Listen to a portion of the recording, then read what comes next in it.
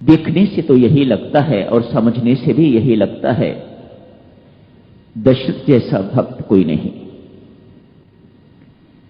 उत्तर के जाने के कुछ ही देर बाद मानो भगवान से वियोग के कुछ ही देर के बाद एक भक्त ने प्राण त्याग दिए हैं। ऐसी होनी चाहिए एक भक्त की भक्ति। हमें तो उनके बिना जीते हुए पता नहीं कितने युग बीत गए हैं। राजा दशरथ कुछ दिन भी जिंदा न रह सके। आज महारानी कौशल्या एक पथिक के हाथ संदेश भेजती है। एक अभी बात आपने सुनी नहीं होगी। कोई चित्रकूट की तरफ जा रहा है। उस पथिक को बुला के कहती हैं, पथिक, यदि तू चित्रकूट की ओर जा रहा है तो वहां मेरे राम को मिलना, जाके मेरा ये संदेश देना। मेरा संदेश मैं अपनी तरफ से नहीं दे रही। क्या कहूं? मां वापस बुला रही हैं, अयोध्या वापस आ जाओ ना। मेरा ऐसा अधिकार नहीं है राम पर। काश मैं दशरथ जैसी होती जो कुछ ही दिनों के बाद मर गया है। मैं तो अभी जिंदा हूं। मेरा अधिकार राम पर इस प्रकार का नहीं है कि मैं उनको अधिकार से कह सकूं कि वे अयोध्या लौट आए। मैं तो मात्र ये कहना चाहती हूं, उन्हें कहना तुम्हारे घोड़े तुम्हें बहुत याद करते हैं। कैसा है राम? इससे व्यक्ति ही प्यार नहीं करते, इससे घोड़े भी उतना ही प्यार करते हैं, संभवतः मानवों से अधिक।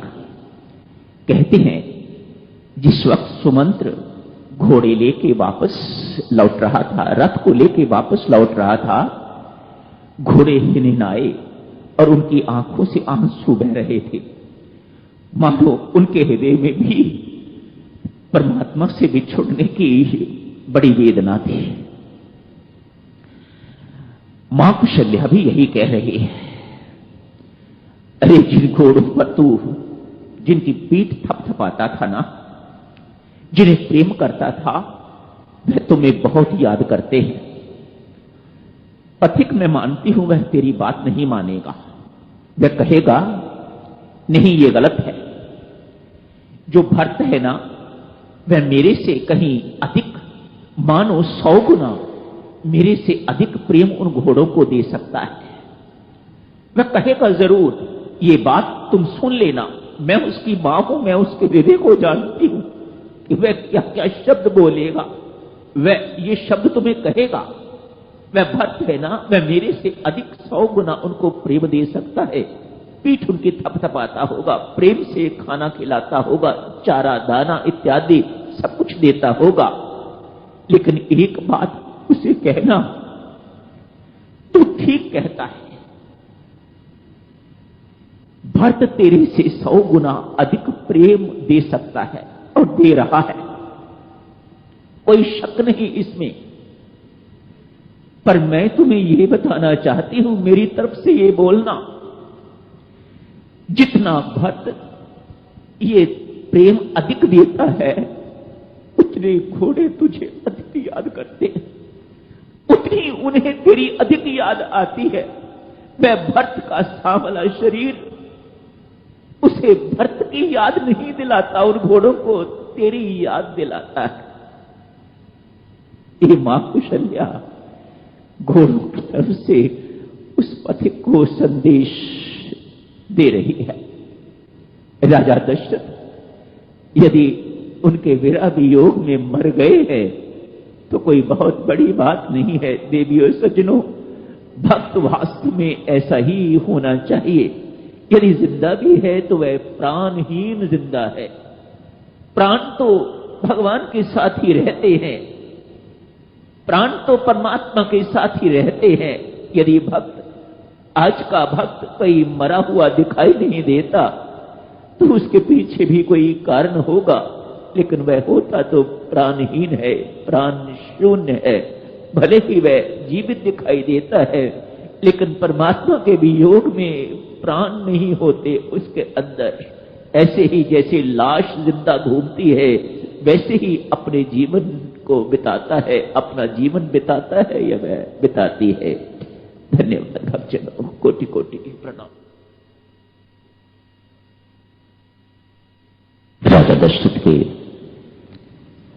मरणोपरांत उनका शव तेल में प्रिजर्व कर दिया गया है, रख दिया गया है।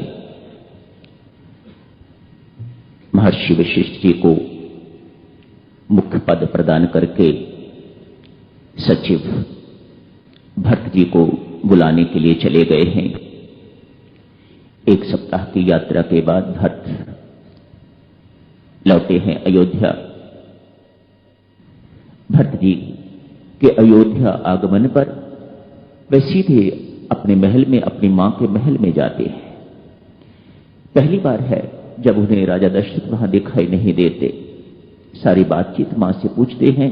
पहले वह थोड़ी बात को छुपाती है, उसके बाद पूरे का पूरा भेद वह खोल देती है। भरत को यह बिल्कुल अच्छा नहीं लगा कि क्या कर दिया। राज्य धर्म की, राज्यवंश की मर्यादा जो है वह तूने भंग कर दी।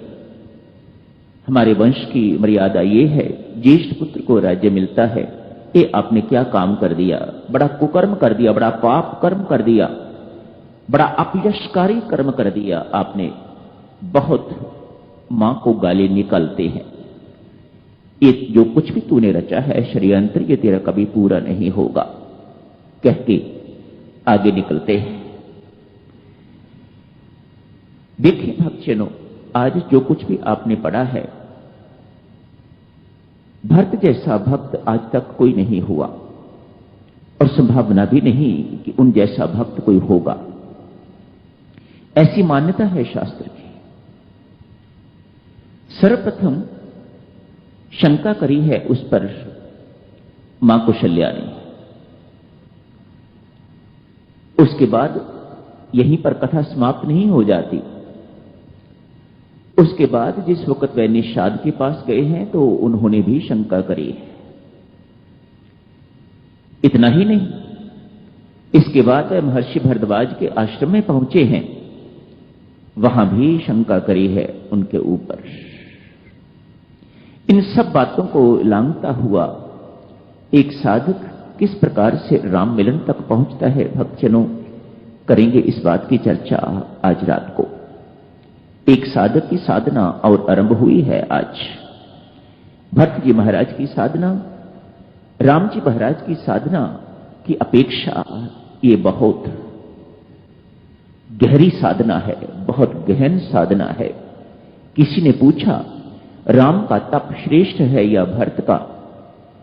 तुलसीदास ने तुरंत जवाब दिया, भरत का। राम का तप तो कुछ भी नहीं है भरत के तप के सामने। जितना तपस्वी त्यागी जीवन भरत ने व्यतीत किया है, जिस प्रकार की साधना भरत ने साधी है, वह साधना राम जी की साधना या सीता जी की साधना नहीं है। सीता जी की साधना भी राम जी की साधना से बड़ी है, लेकिन भरत की साधना तो इन दोनों की साधनाओं से बहुत ऊंची है। करेंगे भक्तजनों आज रात को चर्चा इस बात की थोड़ी। अब यही समाप्त करने की इजाजत दीजिएगा। धन्यवाद।